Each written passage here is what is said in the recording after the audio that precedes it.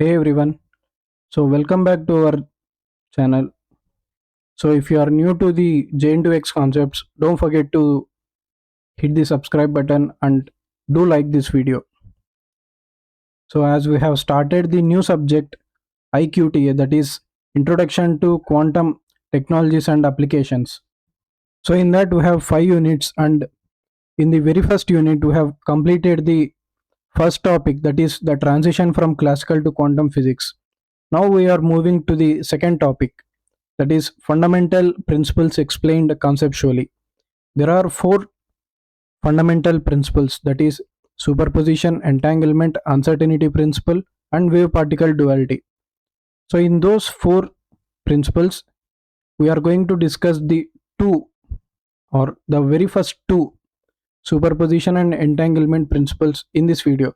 So the remaining uncertainty principle and wave particle duality, those two are going to be discussed in the next video. So without any late, let's get into the topics. The first fundamental principle is superposition. Superposition is a fundamental concept in quantum mechanics that describes the condition in which a quantum system does not have to be just in one state. Instead, it can exist in a superposition, that is, multiple states simultaneously. So, yeah, it's a clear definition oriented, but I'll make you understand in a simple way. So, we know about the binary system. Binary system is nothing but 0 and 1. So, generally, in classical physics, it is considered to be 0 and 1, or 0 or 1. But when it comes to the quantum mechanics, a qubit or a quantum state can exist not only in 0, not only in 1. It can exist in a superposition, that is nothing but a combination of 0 and 1. That is the third state, you can say. So the same is written here. Whereas the classical bits can exist in only two possible states, that is 0 and 1. But a qubit in quantum mechanics or system can exist in 0, 1, or a superposition of 0 and 1 at once. Superposition can simply be said as the linear combination of 0 and 1. Mathematically, a superposition of 0 and 1 can be represented like this. So it is the wave function. You can also draw this diagram in your examination if they have asked about superposition. So let's understand each element here. This particular symbol denotes the state of a qubit, and the 0 and 1 are computational basis states. Here alpha and beta represents the probability amplitudes. These are generally complex numbers. Probability amplitudes. These help to determine the probability of measuring the qubit in either state when a measurement is made. The superposition can only be measured while a quantum system is unobserved. So it is an important point. When a system is measured or observed, the system collapses into one definite state like 0 or 1 with probabilities based on mod alpha square and mod beta square. So it is a square, not multiplication of 2, it is square. Superposition acts as a fundamental concept in computer system. It also has the possibility of quantum parallelism. Quantum parallelism is a phenomena which we will be discussing now. We know that classical bits can only have one possible states in 2, that is 0 or 1.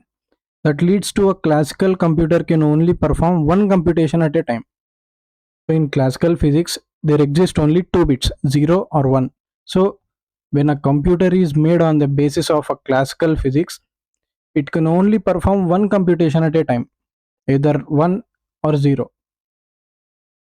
But in contrast, a qubit can be in a superposition of 0 and 1, so the computer can perform multiple computations in parallel by processing all the possible states of qubits at once.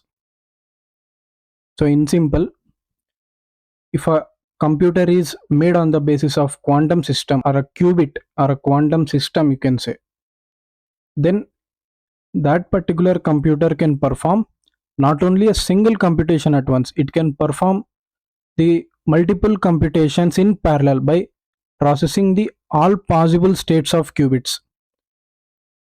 What are the possible states of qubits? 0, 1, or a superposition of 0 and 1, that is combination of 0 and 1. So a computer made on the basis of a qubit can perform multiple computations of 0, 1, and a combination of 0 and 1. A real life example of superposition can be this one. Imagine a coin is tossed and it lands on a table.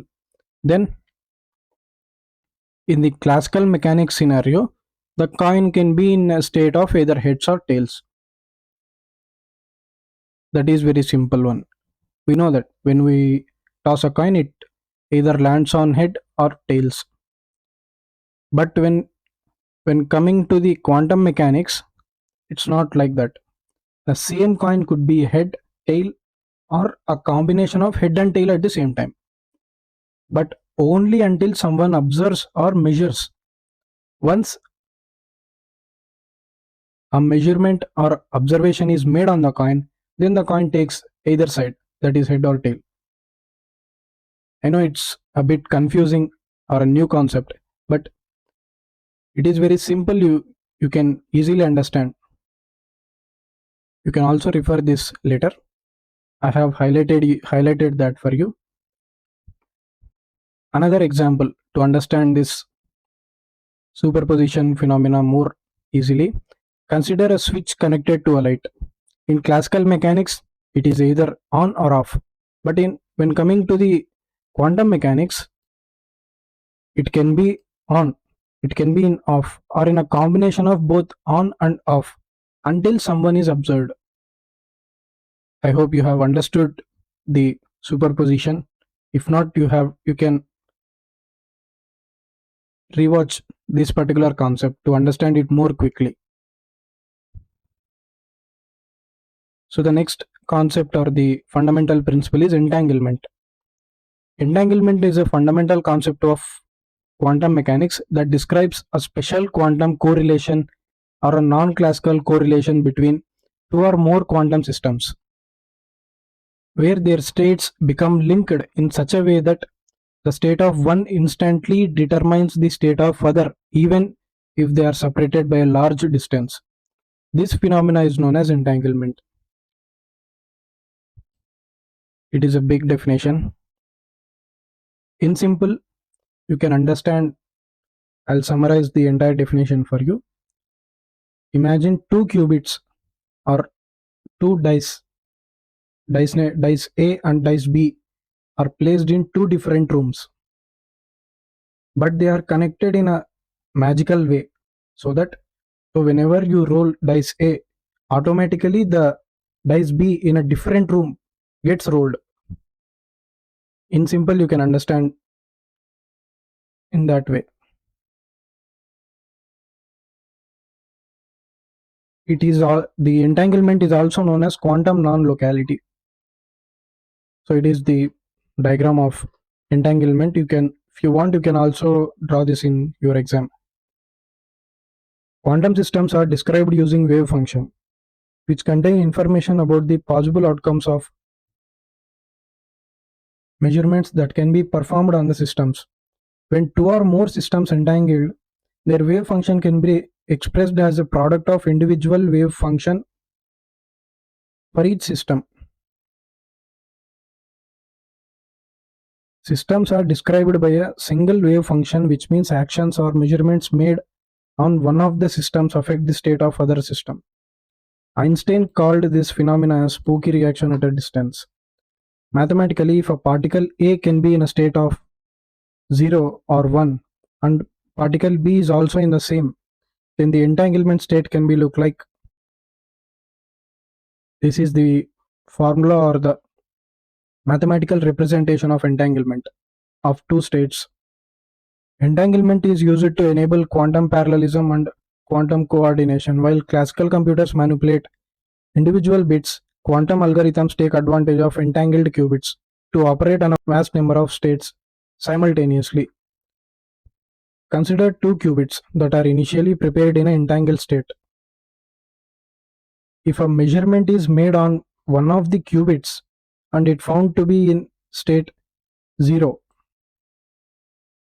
then the state of the other qubit immediately collapses to the state 0 as well. So as I have said, or as I have explained you earlier, by taking the dice as example, the same explanation is given here. In the same way, if a measurement is made on the qubit and it found to be 1, then the state of other qubit also immediately collapses to 1 as well. So let's understand this entanglement with a real life example. Imagine two dices that are magically linked to each other in such a way that if we roll one dice, or consider as dice A, and it shows 6, then the other instantly shows 1, no matter how far apart they are from each other. Before we roll, neither of the dices have a definite phase. They exist in a superposition of all the possibilities, but once one of them is rolled, the other one is fixed instantly. In classical mechanics, these types of correlations do exist too, but that's just like a hidden information. But quantum entanglement is formed by quantum state and gets revealed at the measurement. So I'll summarize the real life example or conceptual example for you.